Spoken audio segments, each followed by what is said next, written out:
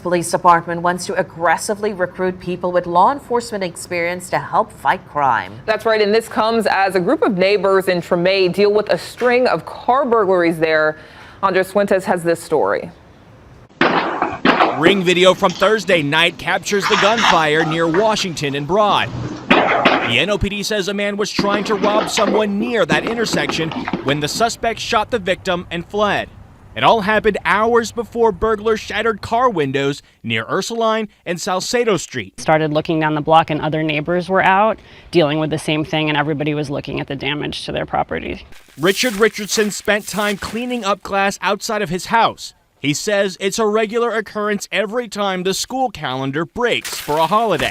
My car was broken into last Christmas break, and then my car was stolen on Labor Day break, and now it's Thanksgiving. I had to spend like $1,500 in the past year just on deductibles getting the cars repaired. And while the City Council crime dashboard lists car burglaries and other property crimes declining compared to this time last year, these neighbors say they're fed up. Unfortunately, it is like Russian roulette. Is it going to be a carjacking? Is my car going to be broken into?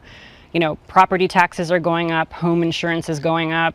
We all are here wanting to be part of the community and live here. A lot's done to protect tourism, but what about all the people that live, work, play, and want to be a fabric of this community? Do solemnly swear that I will support. Having more officers impacts crime. It also impacts our ability to serve them well. NOPD Superintendent Ann Kirkpatrick believes the solution to the crime is hiring more police officers. Friday morning, the department welcomed its first lateral class of officers in 25 years. 2 officers coming from other Louisiana departments and 1 coming from a department in Illinois. All 3 will quickly join their NOPD colleagues in the field faster than new recruits.